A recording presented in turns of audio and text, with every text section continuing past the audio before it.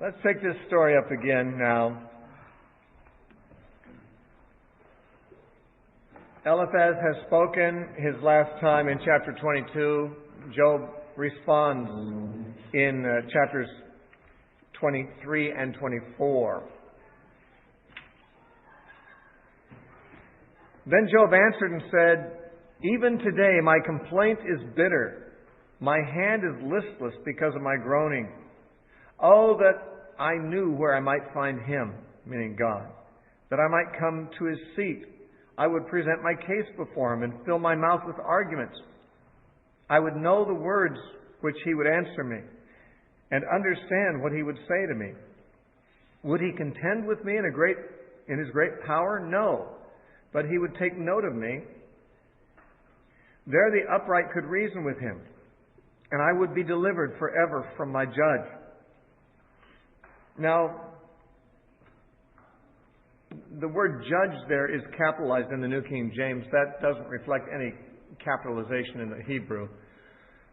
Obviously, the New King James translators assume that my judge means God, and that is possibly true. Although he might mean that God would vindicate me before those who are judging me. The man who, like Eliphaz, who's judging me as being wrong, if I could just stand before God, make my case there, do you think God's going to condemn me? I'm sure he would not. He knows I'm innocent. And he would vindicate me in front of those who are judging me. I'd be delivered from this situation I'm in now, where his most current and most poignant trials right now are that his friends are misjudging him. Sure, he's still hurting from the death of his children and the loss of his property, but this has been weeks now. At least a week, we know, and could be weeks ago that this happened. He's had time to adjust to that. He's not reeling in shock from it necessarily, but what he's going through now is this wrong judgment. I mean, people who should have said, "Oh, our poor friend Job, he's been such a good man, it's terrible this is happening to him." They come and say, "Well, he must be a very evil man," and then they tell him that he is. And they start out by being very subtle about it, and then they throw off all restraint and start saying, you afflicted the poor, you oppressed the widows, And they're judging him, they're condemning him. He said, I wish I could plead my case before God instead of you guys. Because I'd tell God the same things I'm telling you, and he'd know I'm right. He knows I'm telling the truth. You apparently don't. So I wish I could get him to state a verdict about me. He would not contend with me in his great power. He'd take note of me and, he's fair. He would let the upright reason with him. And he'd vindicate me or deliver me from my judge. Look, I go forward, but he's not there, and backward, but I cannot perceive him. When he works on the left hand, I cannot behold him. When he turns to the right hand, I cannot see him. But he knows the way that I take. When he has tested me, I shall come forth as gold. My foot has held fast to his steps. I have kept his way and not turned aside. I have not departed from the commandment of his lips. I have treasured the words of his mouth more than my necessary food.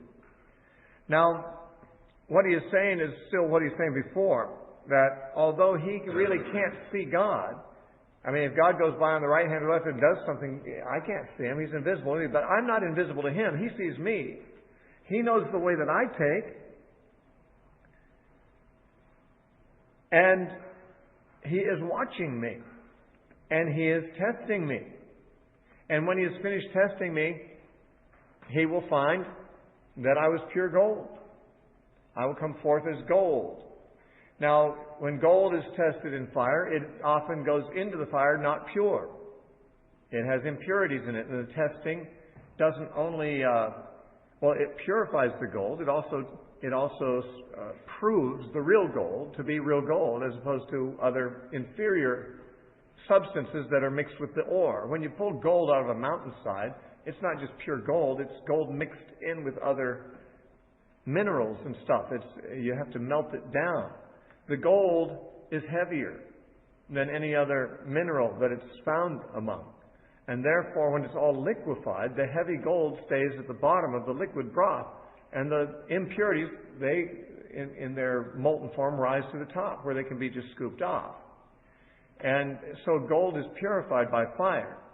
But the part of it that it really is gold is proven to be real gold by the fact that it does survive the fire. And it does, prove its worth through the fire. Fire does not hurt gold. There are some impurities that can be melted off or burned off, but gold will not burn up or melt off. In fact, it doesn't even rust or decay. And he's saying that I am gold. God is putting me through the fire to test me. And when He's watching, I can't see Him, but He can see me. He's watching carefully what's going on. And when this fiery trial is done, it'll prove that I am what I am. I'll be shown to be what He knows me to be. In a sense, Job here expresses very, very much close to the truth of what is really going on. And it's the closest he has come to actually getting sort of an insight into what he's going through. Now, he has mentioned earlier that he is tested by God. And he has wondered why a man needs to be tested every moment. Remember back in chapter 7 and verse 18, when he was first complaining in chapter 7, verse 18, he says, or verse 17, he says, "What is man that you should magnify him, that you should set your heart on him, that you should visit him every morning and test him every moment?" So Job saw that he was being tested in his trials, and now he's seeing it as even possibly having a good result. Why? Because he knows his integrity, and he knows that God knows his integrity. He's not saying wrong things about God here. He's saying right things about God. He's all the way through, he said, "I don't know why God would do this to me, and it isn't the reason you guys think it is. But God knows what's right, and God is, after He's tested me, I will be proven. I'll be vindicated through this, because my foot has held fast to His steps. I've kept His way. I've done what He wants to. I've done what pleases Him. I've treasured His words more than my necessary food." This verse, as a standalone verse, is a great one to indicate how much a godly man hungers for and values the words of God more than my necessary food. We all eat food that is necessary to our survival. We also eat food that isn't. Many of us eat food that's just snacks or junk food or desserts or things that are not at all necessary. And he says, I would, given the choice between God's words and my necessary food, I would rather be without my necessary food. Well, necessary food is necessary for survival. He's basically saying, I'd rather die of starvation having God's words than survive and eat my necessary food and not have God's words. Life without God's word isn't worth living. And if I'm going to die anyway, I'd want to die in possession of the words of God. They're like food to me. Jeremiah had said something like that when he said, "Your words were found and I did eat them. And your word was to me the joy and rejoicing of my heart, because I'm called by your name, O Lord." As far as what that reference is, I don't have it memorized. But I think it's around Jeremiah, maybe around Jeremiah 15. Maybe I could find it real quickly here. But, Jeremiah 15:16. "Your words were found and I ate them. Your word was to me the joy and rejoicing of my heart." David said in Psalm 19 about the words of God, about the laws and the testimonies of God, he says, "More to be desired are they than gold, yea, than much fine gold, and sweeter than honey in the honeycomb." This is how godly men have valued the Word of God. They realize that man does not live by bread alone, but by every word that proceeds out of the mouth of God. And they have valued the life that is sustained by the Word of God, their spiritual life, more than they value their earthly life, which is sustained by natural food. And Jesus said that in John chapter 6. He said, "Do not labor for the food that perishes, but labor for the food that endures unto everlasting life." Now, Job is saying, this has been my attitude. I have loved God's words. I've kept to His paths. There's really nothing about God's righteousness that I've had any problem embracing. I've delighted in it, in fact. So God knows that, and God is just testing me, and He knows that I'm pure. And I'll come forth as gold after this test is over. Verse 13, but He is unique, and who can make Him change? And whatever His soul desires, that He does. For He performs what is appointed for me, and many such things are with Him. Apparently He just figures, God appoints certain things for our lives in different times, and these trials are what's appointed for me, and that's what He's doing. Therefore I'm terrified at His presence when I consider this. I'm afraid of Him. For God made my heart weak, and the Almighty terrifies me, because I was not cut off from the presence of darkness, and He did not hide deep darkness from my face. When I was righteous, I thought I would be spared from darkness, from calamity, in other words. That God hasn't separated that from me. God hasn't hidden it from me. He has brought it right to confront me and to be in my life. And that scares me, because I was pure, and I always thought that's the kind of thing that keeps God on your side. I always thought that's the kind of thing that keeps God from sending disasters to you. But now I don't know what to think, and I'm terrified. And He's already earlier mentioned that was also what apparently motivated His friends to counsel as they did, and to get upset with Him, because they were terrified. Or He says, you see evil and you're afraid. You see terror and you're afraid. In chapter 6, verse 21. They see that a good man can suffer. And that's something they were hoping wasn't true. Because that takes the whole realm of our fortunes out of our hands. That means we can't do a certain number of right things and guarantee that we won't suffer disaster. And we would hope that we could. Because it's nice to think we can control the world, our world, enough that we can spare ourselves from trouble, that we can't. It's scary. Chapter 24, since time's not hidden from the Almighty, why do those who know Him not see His days? As God sees us, He sees our days. How come we can't see His days? He has us at an unfair advantage. I wish I could see Him and present myself to Him, as he was saying in verses 8 through 10.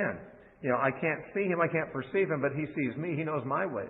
He says the same thing there. Now He says some, and these are the wicked people He's referring to in verse 2, some remove landmarks. They seize flocks violently and feed on them. Now the removing of landmarks, this isn't like talking about desecrating shrines or something like this. The landmarks were the border markings on people's land. They didn't have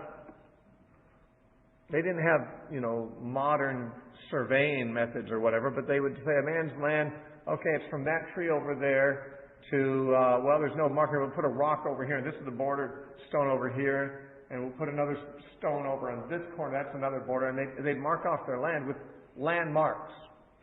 And if you shoot a straight line between this rock and that one over there, that's my borderline. Well, if a man wanted to steal his neighbor's land or take some of his property, he could come out at night and move that landmark over to favor his own neighboring property. Change the landmark and you've just gotten yourself some free real estate at your neighbor's expense.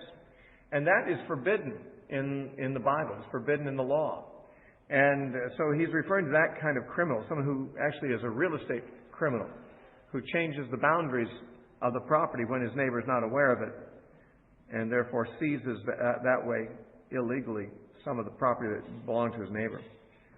So some remove landmarks, they seize flocks violently and feed on them. They drive away the donkey of the fatherless. They take the widow's ox as a pledge. They push the needy off the road, so that the poor of the land are forced to hide. Indeed, like wild donkeys in the desert. Now, we have they. All these verses begin with they. But it's a little confusing, because from verse 5 on through 8, they are no longer the some of verse 2. They are the poor of verse 4. How do I know that? It's just the only way this can make sense. It was confusing to me when I read it initially, because it sounds like, some people do these things in verse 2, and in verse 3 it's they, verse 4 it's they, verse 5 it's they, verse 6, 7, 8 it's they. Sounds like it's talking about the same wicked people the whole time, but actually, as it turns out, it would appear that once it says they push the needy off the road so that the poor of the land are forced to hide. Now he's got the needy and the poor in view. He talks about how the poor suffer. He says, they go out to their work seeking diligently for food. The wilderness yields food for them and for their children. That is, they don't have crops because they're forced off their land by the wicked. So they have to go and be hunter-gatherers. And it's the wilderness that has to yield their food. They gather their fodder in the field and glean in the vineyard of the wicked. Gleaning is what the poor did. Gleaning was after somebody had harvested his crops, there were some heads of grain that would fall on the ground and were left there for the poor to glean. And so he's saying, there are some people who are not rich, and they end up just having to glean in the vineyards of the wicked. They spend the night naked without clothing and have no covering in the cold. They are wet with the showers of the mountains and huddle around the rock for want of shelter. So we've got, I think, all the theys in verses 2, 3, and 4 are these wicked people who exploit the poor. And the theys in verses 5 through 8 are the poor who have been introduced there in verse 4. Now we've got the some, again, the same some that were in verse 2, the bad guys in verse 9. Some snatch the fatherless from the breast and take the pledge from the poor. They cause the poor to go naked without clothing, and they take away the sheaves from the hungry. Then it would appear they, after this, are these poor again. They press out oil within their walls. They tread wine presses, yet suffer thirst.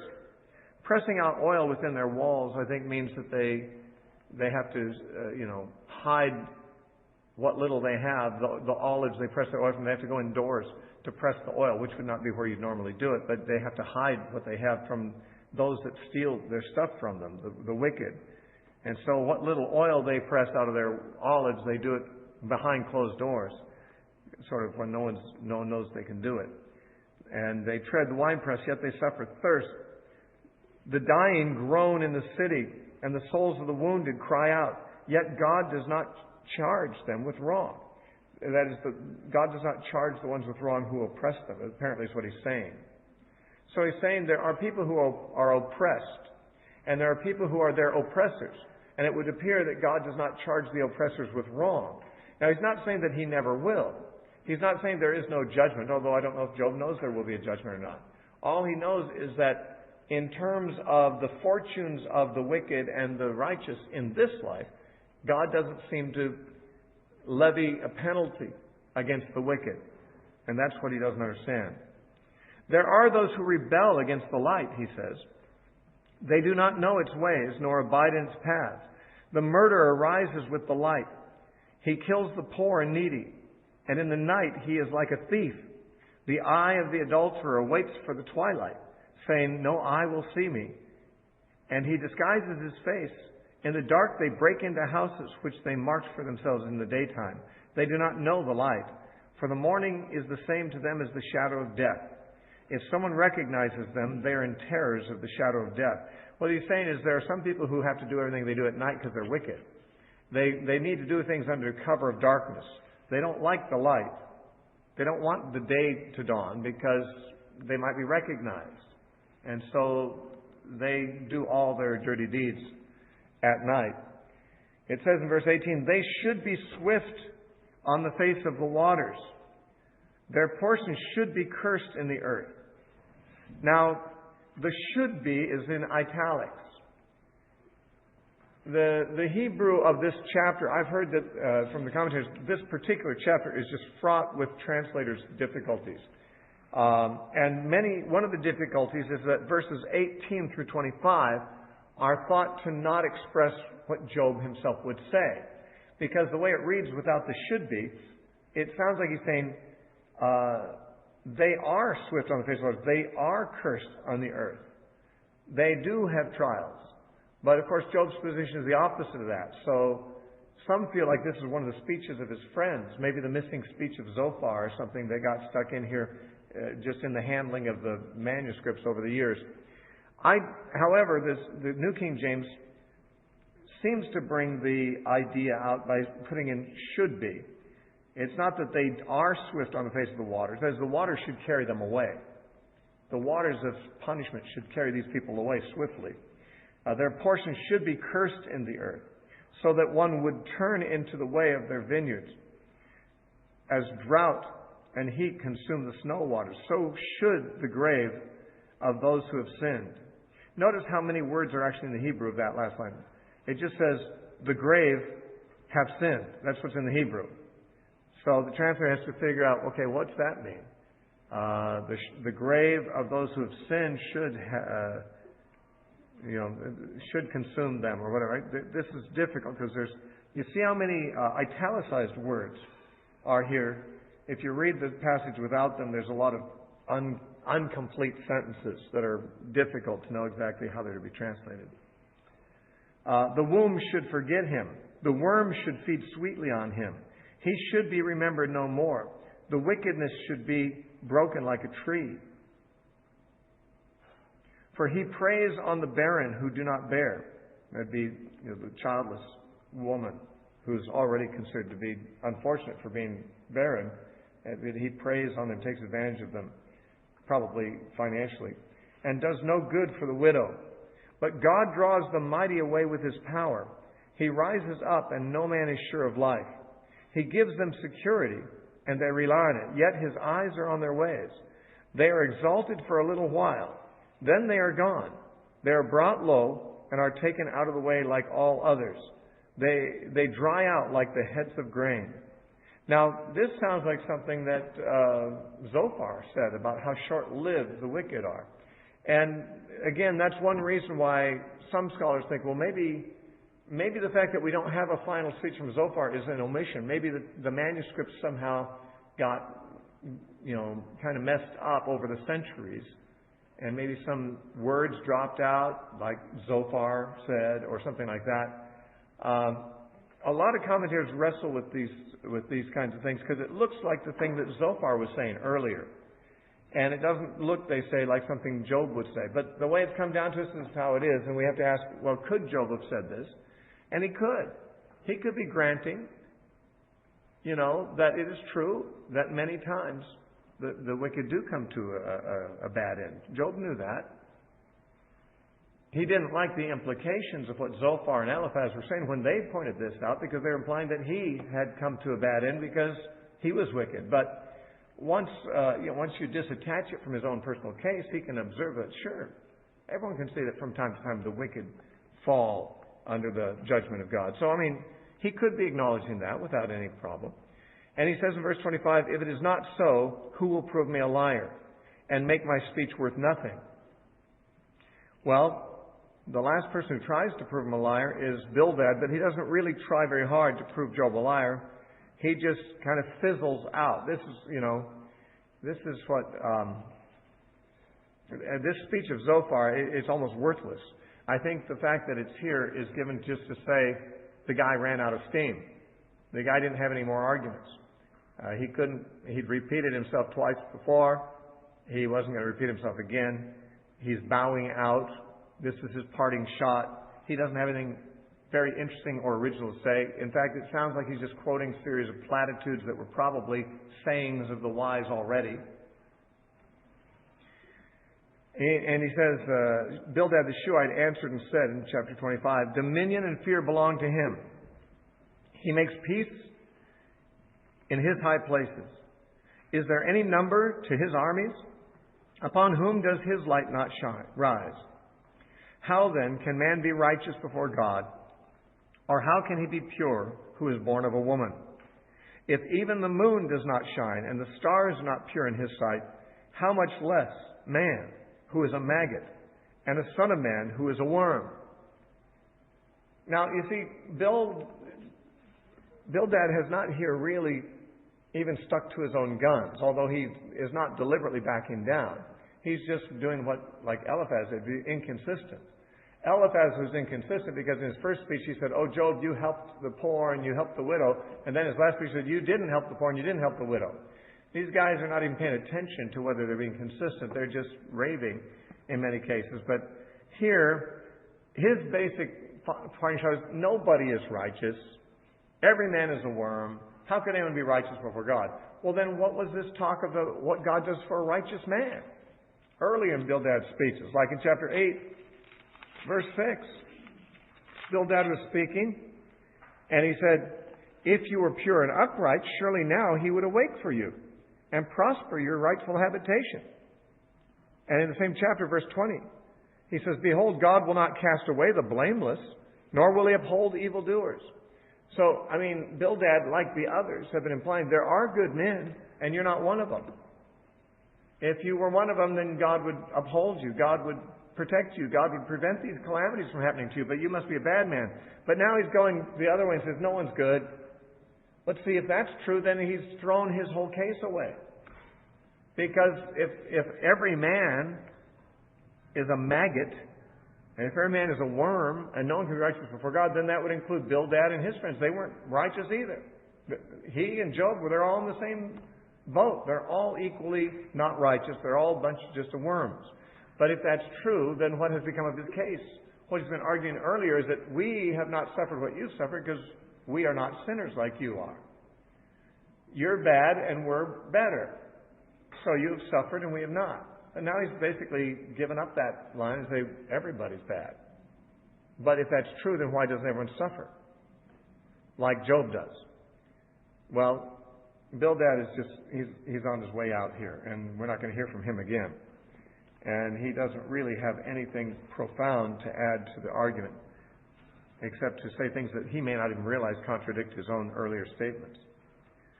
Now, we have from here on, chapter 26 through 31, the longest series of unbroken speeches by any one speaker in the book of Job. We will have speeches from Elihu and from God, but they will not go on quite as long as these speeches of Job. These are treated as if they are like separate discourses at times. Because chapter 26, 1 says, but Job answered and said. Chapter 27 says, moreover, Job continued his discourse and said. Then chapter 29, Job further continued his discourse and said. And these interruptions that say Job continued his discourse, they don't always come up previously whenever his discourse goes for 2 or 3 chapters. So it may be that he continued it at a later point. He spoke some of this on one occasion, then later he continued it, and it's punctuated. His breaks are punctuated this way. In any case, not all of these chapters say exactly the same thing. Chapters 26 and 27 could easily be seen as the end of his dialogue with these 3 men. And then, it's possible that there was an audience here. And that some of the things that Job says are for the sake of the audience. Elihu was apparently there as an audience, and we didn't know it. The only reason we know it is there is he finally spoke up. Maybe there were others sitting around listening who didn't speak up too. Job was, after all, a famous man. It's possible that there had been people, besides these 3 men, who had gathered around just to kind of hear what he was going to say.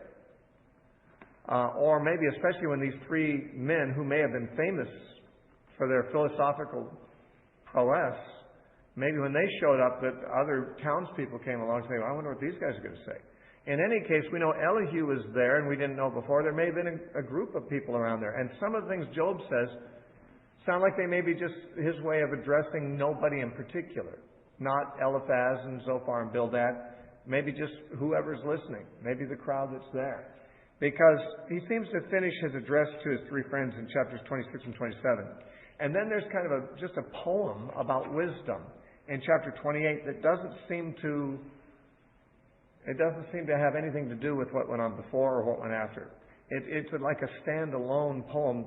Some commentators think it was even written by the same author on another occasion and it got stuck in here. Or maybe it's put in here in order to be a break from the speeches with these 3 guys to move into the speeches of Elihu and God. It's hard to say.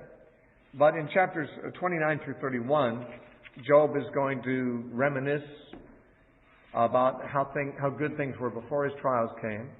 And then he's going to talk about how bad his trials are. And then he's going to talk about how innocent he is. And that's going to be the end of his speeches in the book.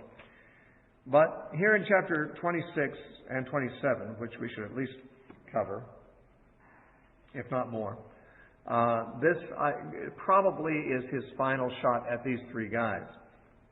But Job answered and said, "How have you helped him who is without power? How have you saved the arm that has no strength? How have you counseled one who has no wisdom? How have you declared sound advice to many? To whom have you uttered words? And whose spirit came from you?" So this is his summary. He says, okay, you guys are clearly done. Eliphaz has spoken 3 times. Bildad has spoken 3 times, but really only 2.5 times. Zophar's rested his case. It's as if the debate is over, and Job says, now let me summarize here. What really have you guys accomplished? What kind of help have you given me? What kind of counsel have you given me that I didn't already, I couldn't have said the same thing myself? Whose spirit really came from you? Now, they may have thought it was the Spirit of the Lord speaking through them, though they never specifically claimed that. Although Eliphaz in his first speech said that he had heard from a spirit. But that might have been a demonic spirit. It's hard to say. They certainly didn't speak with the right spirit. We know that. Remember when, I think it's in Luke chapter 9, Jesus and his disciples were passing through Samaria on their way to Jerusalem. And the people of Samaria would not lodge them. They were inhospitable to them. And it says that James and John came to Jesus and said, "Shall we call fire out of heaven on them like Elijah did?" And Jesus said, "You do not know what manner of spirit you're of. For the Son of Man did not come to destroy men's lives, but to save them." But it's interesting, he said, "You're speaking, but you don't know what spirit you're speaking of." It may not mean he was saying that it was a demonic spirit, but they certainly weren't speaking with the Spirit of Christ. Let me see here. Well, I guess maybe it's not that chapter. Maybe it's chapter 10. I don't know where it is now, but I'm not going to go look for it because it'll take too long. But anyway, that statement, "You do not know what manner of spirit you're of," I think is really kind of an important statement. It's it is chapter 9. Luke chapter 9, verses 54 and following. When the disciples James and John saw this, they said, "Lord, do you want us to command fire to come down from heaven and consume them, just as Elijah did?" What a funny thing for them to ask Jesus. Like, couldn't Jesus do that for himself if he wanted to? "Lord, do you want us to do this for you? Want us to call fire out of heaven?" Well, had they ever done anything like that? Did they think they had the power to do that? Apparently, if he told them to, they figured they could. They're just asking for permission. And he turned and rebuked them and said, "You do not know what manner of spirit you are of." Now, that is missing from the Alexandrian text, but I think it's genuine. And he says, "For the Son of Man did not come to destroy men's lives, but to save them." So, Job, I think, is saying to his friends, you don't know what manner of spirit you're of. Your spirit is not right. Your words, some of them have been orthodox and true, but your spirit is not right. And perhaps that's a lesson that Christians need to be aware of, is that we might have the right doctrine, we might have the right beliefs, we might be communicating things that are actually true. But if they're in the wrong spirit, then they're going to do damage, not help. Now, Job 26:5, "The dead tremble, those under the waters and those inhabiting them. Sheol is naked before God, and destruction has no covering. He stretches out the north over the empty space. He hangs the earth on nothing."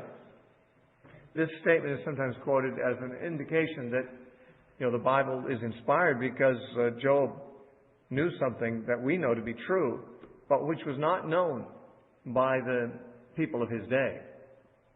In those ancient times, the general belief was that the earth was not hanged on nothing. The earth actually was resting on the backs of 3 elephants. And that those 3 elephants were standing on a giant tortoise. That was the pagan view of things at the time. And Job said God hanged the earth on nothing, which obviously reflects a different view than that of the times, and one very much agreeable with our own. We would say he hanged the earth on nothing too, and we could prove it because we've been out to space. We've seen there's no coat rack that he's hanging it from, or there's no turtle either, or elephants. And yet, I mean, Job was right, certainly, but I don't know that we're supposed to believe that everything Job said in his speeches was inspired, any more than everything his friends said was inspired. He may have said this under inspiration. And it may be that God is now inspiring him to speak and rebuke to his friends now that these conversations have come to an end. And it may be that God is revealing something to him here. It's an interesting fact that it does agree with modern views rather than his own time. Speaking of God, it says, He binds up the water in His thick clouds, yet the clouds are not broken under it. This is a marvelous thing when you think about it, because the clouds are full of water. Water is heavy. You know, imagine if you take all the water that comes in a rainstorm and put in a big container and try to weigh how much that water weighed. I mean, just lift a 5-gallon bucket of water, and you know water's heavy. There's all that weight of water up there in the clouds. And he says, but they don't break. They don't break under that weight. Well, they do sometimes. They did at the flood, and they do in measure when it rains. But the point is, there's clouds when it's not raining, and there's water up there. And he's just marveling at that phenomenon. He covers the face of His throne and spreads His cloud over it. He drew a circular horizon on the face of the waters. Now, see, that could be a reference to just, as you turn around and look at, from a tall mountain or something, you can see the horizon is all around you. So you might be deducing there's a round circle around the edge of the earth, or around the borders of the oceans. This is not a scientific statement, and therefore one has to wonder whether verse 7 is intended to be either. The pillars of the heaven tremble and are astonished at His reproof. He stirs up the sea with His power, and by His understanding He breaks up the storm. By His Spirit He adorned the heavens. His hand pierced the fleeing serpent. Indeed, these are the mere edges of His ways, and how small a whisper we hear of Him. But the thunder of His power, who can understand? Now, of course, he's saying, again, really what is his thesis is we don't understand what God does. And I think what he's saying also here to his friends is, you think you do. You think you understand what God has done. God has brought calamity on you. You think you know the ways of God so much that you think it is always because of this that He does that. But he says, we don't understand but the very edges of His ways. We don't understand how the clouds can hold water up. We don't understand how He established the seas and so forth. Now, if we don't understand that, those are just the edges of His ways. The really mysterious stuff, we can't even hope to understand. And he says, how small a whisper we hear of Him. But the thunder of His power, who can understand? The thunder of His power probably is a reference to the things, the calamities that come on Job. Most of the time God is just whispering, but He thunders sometimes. And wasn't it C.S. Lewis? Someone know that famous quote from C.S. Lewis? No, there's no Lewis scholars here. There's a really often quoted quote from C.S. Lewis that I can't quote exactly. Something like He whispers in this and He speaks in that, but He thunders in our pains, or something like that. Anyway, basically, what Lewis indicates is that God speaks in many ways, but He speaks most loudly in our trials. And this was almost verbally the same. Job says that. Now, chapter 27. Moreover, Job continued his discourse and said, as God lives, who has taken away my justice, and the Almighty, who has made my soul bitter, as long as my breath is in me, and the breath of God in my nostrils, my lips will not speak wickedness, nor my tongue utter deceit. Far be it from me that I should say you are right. That is his friends. Till I die, I will not put away my integrity from me. My righteousness I hold fast, and I will not let it go. My heart shall not reproach me as long as I live. Now, it might sound like he's saying, I'm going to be righteous. I'm not going to compromise my life as long as I live. I'll never let go my righteousness. I'll never put away my integrity. Although that may be true, it's not the point he's making. He's saying, I'm going to protest until I die that I have integrity. I'm going to protest that I'm righteous. I'm not going to give up my claim, my plea that I am not guilty. I'm going to hold that firmly until I die. May my enemy be like the wicked, and he who rises up against me like the unrighteous. Now this is a way of saying, I'm not the wicked. May it be to those who are my enemies, may it be to them like the wicked, because I'm not wicked, and I don't deserve to have it like me, the things the wicked have happen to me. For what is the hope of the hypocrite? Though he may gain much, if God takes away his life. Will God hear his cry when trouble comes upon him? Will he delight himself in the Almighty? Will he always call on God? I will teach you about the hand of God. What is the Almighty? What is with the Almighty I will not conceal. Surely all of you have seen it. Why then do you behave with complete nonsense? This is the portion of a wicked man with God, and the heritage of oppressors received from the Almighty. Now, by the way, he occupies the rest of the chapter talking about the bad things that happen to the wicked, which again sounds like something one of his friends would say instead of him. And that's why some scholars think that this section of Job maybe got jostled up in the handling and the passing down, that maybe some pages got put in the wrong places and so forth, and that, maybe some of the speeches that really were his friend's speeches, which seemed to be missing, like Zophar's speech, or maybe more of Bildad's last speech, maybe they got moved around, and this is the kind of thing we expect them to say, not Job. On the other hand, we don't know that it's changed. It may be that Job did say these things. There's no reason why Job, in parting, could not agree with something they said. After all, he didn't disagree with their theology. He just disagreed with their application.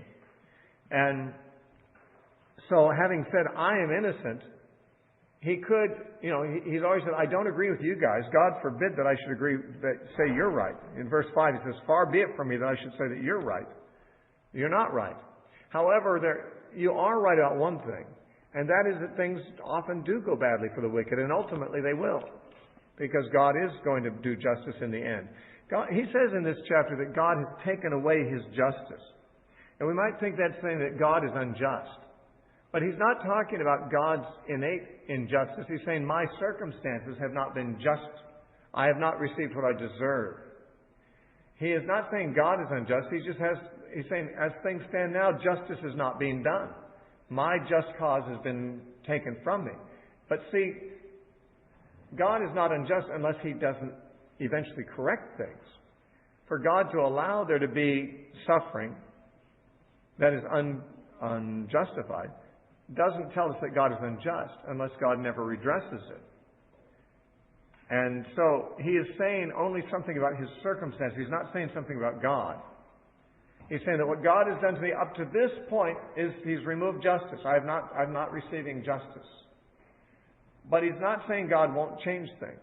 And the fact is, this last speech he sounds like he's affirming that at least in terms of the wicked, God is going to do the just thing ultimately to them. Although he has complained earlier that the wicked do sometimes get away with it for life. But he's going to affirm nonetheless that oppressors and the wicked are really courting disaster. He says, this is the portion of a wicked man with God, and the heritage of oppressors received from the Almighty. If his children are multiplied, it is for the sword. That is, God may give the wicked a lot of children, but they're going to be wiped out. And his offspring shall not be satisfied with bread. Those who survive him shall be buried in death, and their widows shall not weep. Though he heaps up silver like dust and piles up clothing like clay, he may pile it up, but the just will wear it. The innocent will divide the silver. That is, when he dies, it'll be inherited among better people than himself. He builds his house like a moth, which means very fragile, like a booth which a watchman makes. The rich man will lie down and not be gathered up. He opens his eyes and he is no more. Terrors overtake him like a flood. A tempest steals him away in the night. The east wind carries him away and he is gone. It sweeps him out of his place. It hurls against him and does not spare. He flees desperately from its power. Men shall clap their hands at him and shall hiss him out of his place. Now, the next chapter doesn't continue along the same vein, so this seems to be the end of his answer to his friends. And he ends up saying things that we expect them to say, because they've said those very same kinds of things. So either there's been some misorganization or disorganization of the material, or else Job is closing by saying, there are things I agree with you about. God ultimately does bring disaster on the wicked, at least most of the time. Wisdom, remember, wisdom literature is not there to tell you what will always happen. It's there to tell you what will normally happen, what can be expected to happen, what kind of results you can expect by following a certain course. And it is true that if a man follows a wicked course, he's courting disaster. Now, some individual cases, rich men may not experience disaster. And Job has pointed out, we know rich people who lived happily, died peaceably, were honored after their death. He's made a case that happens sometimes. But the wisdom of the wisdom literature would be, but that's not something you better count on. If you're thinking about being wicked, don't count on being one of those ones that dies that way and lives that way. This is much more what you can look forward to in most cases. There are exceptions. And Job himself is an exception of the opposite, because it is generally true that God blesses the righteous and spares him. As much of the wisdom literature says, the Proverbs, many of the Psalms, and much of Job affirms that God blesses the righteous. But Job is an exception in this particular experience he's going through. So it is legitimate to affirm the generalities. But what his friends were unable to do, and what Job has done, is said, but there are clearly exceptions to those generalities. God is not bound to some framework of behavior that we can observe and that we can hold him to. Except, of course, God is bound by his own character. The thing is, his own character only requires that he be just. It does not mean that that everything that happens in the world has to be just. Because if God, in fact, intends to right all wrongs and bring just retribution and reward to as it is deserved in another life, well then, whatever happens in the interim can't tell us very much about justice of God. We can see that things happen that are not just, but that doesn't mean God's not just, because he may turn it all around. And if he turns it all around, then no one's going to say that he had done the wrong thing. And of course, in Job's case, although Job did not know for sure what was going to happen, and earlier he had a lot of despair, but later he had quite a bit of confidence that he's going to stand before God vindicated at some point in the future. That's what he had said in chapter 19, verse 25 through 27. So also he believes the wicked, even though in many cases they seem to prosper, they will fall. They will succumb to God's judgment ultimately, because God is just. In that respect, I think Job does speak rightly of God. We only have a few minutes, but I would like to take chapter 28 also, just because we have a lot of chapters ahead of us, and it's nice to put another one behind us. And chapter 28 is a standalone chapter. It's refreshing in that it doesn't really go over any of the same ground again. It doesn't even address the same subject. It's just kind of like a wisdom poem, such as you find in Proverbs chapter 8. Proverbs chapter 8 is a wisdom poem about wisdom and how important wisdom is and valuable wisdom is and all of that. This poem is about how men do not necessarily know where to find wisdom. But it does conclude that wisdom is found in righteousness, in the fear of the Lord. It starts with 11 verses talking about men searching for gold and for silver. It's got a lot of allusions to the mining practices of that day, how people would mine gold and silver out of the ground. And the point in the first 11 verses is this: men have learned how to find gold. It's not easy to find. You have to dig around for it. But men have figured out how to find gold. But the rest of the chapter is saying, but they haven't learned how to find wisdom, which is worth more than gold. And if we wanted to find gold, we'd go to a gold mine. But if we want to find wisdom, where do we go for that? That's basically the message of this particular chapter, as you'll see. Surely there is a mine for silver, and a place where gold is refined. Iron is taken from the earth, and copper is smelted from ore. Man puts an end to darkness and searches every recess for ore in the darkness and in the shadow of death. That is underground. He goes underground and he takes the lamp down there, puts an end to the darkness down there, and brings light down there so he can search underground for gold and silver ore and other minerals. He breaks open a shaft away from people in places forgotten by feet. They hang far away from men. They swing to and fro. I'm not sure what swings to and fro. It may be the lamps that they take down underground with them. As for the earth, from it comes bread, but underneath it is turned up as by fire. Its stones are the source of sapphires, and it contains gold dust. That path no bird knows, nor has the falcon's eye seen it. Why? Because it's underground. The birds don't go underground. Birds can see all kinds of things, he's assuming. They can see because they have a vantage point up in the sky. They can see a lot more than we can, but they can't see where the gold is. They can't see where the ore is because it's underground where they don't go. The proud lions have not trodden it, nor have the fierce lion passed over it. He puts his hand out on the flint. He overturns the mountains, apparently meaning God does. At the roots, he cuts out channels, or maybe man does, in the rocks, and his eyes see every precious thing. He dams up the streams from trickling. What is hidden he brings forth to light. Actually, this is referring not to, of course, God's actions, but to the miner's actions. But where can wisdom be found? And where is the place of understanding? Man does not know its value, nor is it found in the land of the living. The experience of Job and his three friends seemed to indicate that. They were seeking wisdom about the situation, and these are some of the wisest men of the East trying to sort it out, and they didn't find it. They didn't find an answer. Wisdom is not found in the land of the living. The deep says it's not in me, and the sea says it's not with me. You know, if you go looking in the ocean for it, you're not going to see it there. The sea's going to say, don't look here. It's not here. It cannot be purchased for gold, nor can silver be weighed for its price. It cannot be valued in the gold of Ophir, in precious onyx or sapphire. Neither gold nor crystal can equal it, nor can it be exchanged for jewelry or fine gold. No mention shall be made of coral or quartz, for the price of wisdom is above rubies. Solomon said in Proverbs 31 that the price of a virtuous wife was above rubies. Same expression. It means they're more rare.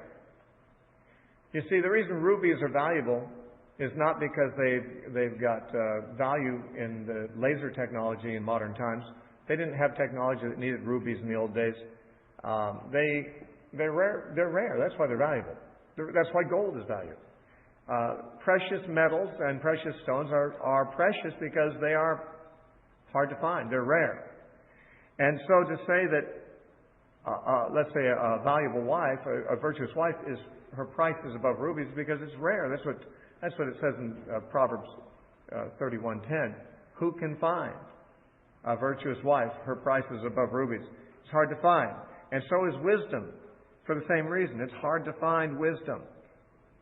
It's harder to find wisdom than it is to find rubies. The topaz of Ethiopia cannot equal it, nor can it be valued in pure gold. For where then does wisdom come? From where does it come? And where is the place of understanding? It is hidden from the eyes of all living and concealed from the birds of the air. Destruction and death say, we have heard a report about it with our ears. But of course this means that they don't have it. God understands its way, and He knows its place. And this is His answer.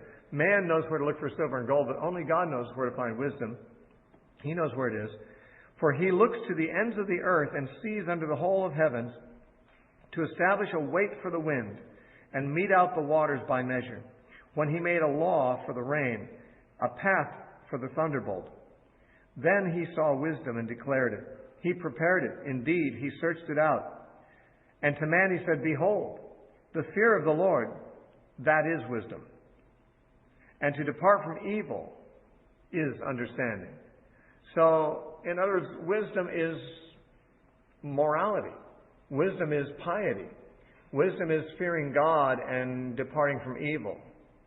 Wisdom is not philosophical speculating. Wisdom is seen in the way that you live and what you pursue. If you pursue God, that's wise. If you don't, you're foolish. You know that in Proverbs chapter 1 and verse 7 it says, the fear of the Lord is the beginning of knowledge. But Proverbs also says that the fear of the Lord is the beginning of wisdom. Over in Proverbs, I think it's chapter 9, if I recall.